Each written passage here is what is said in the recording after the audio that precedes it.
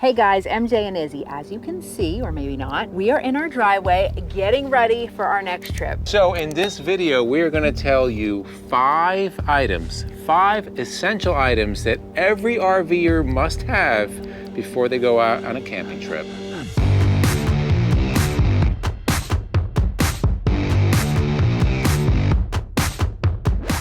Make sure to stay to the end. One of these items is actually the bonus item, is something you have to have. If you're not using it right now, you need to. It's gonna blow your mind.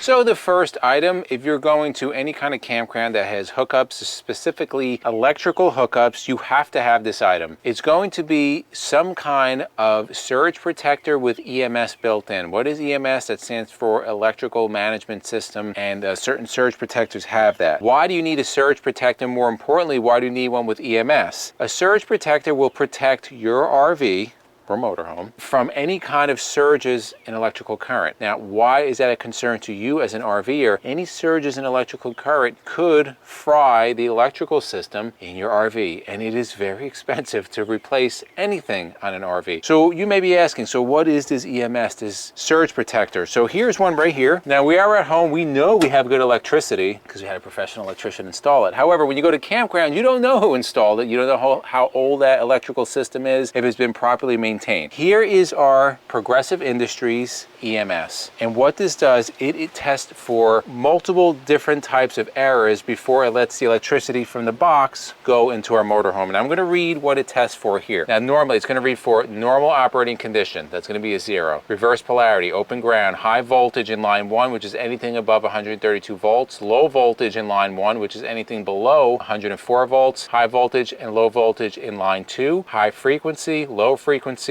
and then it will tell you if there's an error with this. If this is working properly, once I plug in, hit my breaker and turn it on, it's going to analyze the electricity. It takes about a minute or so before it even allows electricity to go in. If it detects some kind of fall at any time from this box going into the motorhome or your RV, it will cut the power off here. And if there's some kind of surge that's damaging, it will damage this versus anything inside your RV. Now, would you recommend somebody skimp out on one of these? Maybe. No, I would not. Now, you can get surge protectors just a plain surge protector that will only protect against surges. You know, they're $100. This one's a little more expensive. This is maybe just below 300. It's been like several years since we've gotten one, but low voltage is just as dangerous because it can damage your appliances inside, your electrical systems. The RVs are more and more complicated. You have residential appliances, air conditionings. If we blow out one of our air conditioners, you're talking about $1,400 just for the unit, not including installation, which is very expensive. So for a couple $100 extra, these things have a warranty that lasts a long time. We've had this now for 3 years. It still works. We use it all the time. Highly, highly recommend some kind of EMS surge protector. All right, number 2, always carry extra water hoses. So we always carry extra water hoses. Sorry for the wind, guys. It's really windy out. The pollen's really bad, so you hear me sniffling. In here, and if you did not see our video that we did on these bags and some other really cool items, we'll link that above. This thing has been really, really awesome. So in here is some of our water hose. We carry, what is it, approximately 75 feet. You never know when you get to a campground how far you're going to be from your hookups. And we've had to use hose extensions. Yes. So here we are at our house. There's our water hookup over there. So not an issue, but sometimes you may be a good distance depending on the campground you're at. So this way you can connect them and you won't be without water. Number 3 is going to be this little baby right here. Now, Izzy loves to leave these for people. So if you've ever followed up after us at a campground, you may have found a little gift. I leave Easter eggs for other campers. Not on purpose, but I just do that. It's one thing that we always know. There's probably 5 or 6 of these that we've gone through. Thankfully, they're not super expensive, but they start building up. So what is a pressure regulator? If you don't know what this is a water pressure regulator, and what it does is exactly what it's called. It regulates the pressure going in from the hose out to your motorhome. Why is that important? Because the PEX plumbing in most motorhomes is rated to a certain amount, 60 pounds. I know our Truma AquaGo, it's only rated up to 45 PSI. Anything after 45 PSI, the relief valve will start spitting water out. Why is this important? There's many campgrounds, especially larger campgrounds, where there is a lot of campers out there. They'll just crank the water pressure up, it could be 70, 80 pounds. That can cause a lot of damage to the fittings of your PEX, and you'll have a water leak. For something that costs 25 bucks, it might cost you several $1,000s to try to track down and fix a leak. Now, do you think maybe we've spent that much in buying these over and over? No, a couple hundred. So now this is like, a really nice one. We'll put the link below for this one, and it's just brass. You have the little oil fill gauge here, and it's adjustable, right? We keep it at about 42 to 45 pounds around there. This is probably about 25 bucks. If you want to go with the cheapies, Campco makes one. This is already set 40 to 50 pounds. It's plastic. We keep backups. This is probably 9 bucks. And then here's another brass one. You can get this at like any big box store, 40 to 50 pounds. This is probably 10 bucks also. One word of warning, these right here, if you winterize, take this out of your RV because this gauge will get messed up. This will still work, but it won't read. Ask us how we know. We know. So pressure regulator, super important. Do not hook up the water without a pressure regulator. So the next item every RVer has to have is some kind of leveling blocks, leveling system. Why? What are leveling blocks? Well, a lot of times when you go to RV spots, the sites are not level. They're usually pretty crappy. And we've been to a couple places where they really weren't level. We'll link one of those videos above. But leveling blocks are just blocks. They're gonna help you kind of level out your RV. It's really important to have a level RV. We use these rubber, they're called Haas pads. You have the Lynx blocks. There's all different types of ones out there. We use them here in our driveway because we don't want the jacks down. However, when we put the jacks down, we do have RV snap pads on there. Now, what are RV snap pads? RV snap pads are the world's only permanent jack pad, and it's really awesome. We've had them on our motorhome since pretty much day one. Yeah, pretty much since we got her. They're made for fifth wheels, motorhomes, travel trailers, truck campers. They just snap right on and they stay there for good. So the cool thing is you have permanent jack pads that you don't have to worry about. You don't have to take them on, off. They give you a lot of stability for each of those landing feet, lots of protection for each of those feet from bending or any kind of damage or anything. It's going to reduce the slipping and sinking on those soft surfaces, especially right? Like on grass. Yeah, it'll sink. Yeah. And it protects the feet of those leveling jacks, which are quite expensive. Absolutely. And it also is going to protect you from indirect lightning strikes. Correct. Now, RV snap pads is pretty awesome because they're made in the USA by recycled material. Yes. They give discounts all the time, first responders and military. However, if you don't fall into one of those categories, you can use the discount code ENDLESS10 and get an additional 10% off. Guys, if you haven't already used it, level up, get yourself some RV snap pads.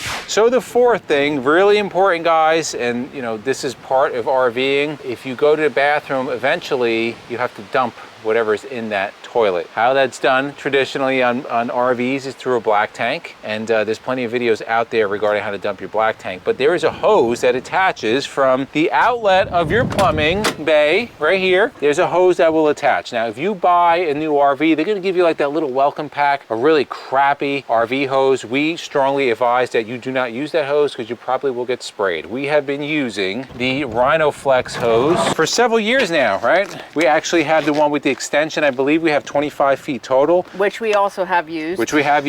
Now, what's really cool about these, number one, they're tough, but they extend, right? So they break down. I'm not going to pull it all the way out. They break down into a small package, and you can put them together. In addition, we advise that you buy some of the ends here. With the RhinoFlex, it comes with the clear elbows, as well as the different fittings for different septic inlets. Why do we say this?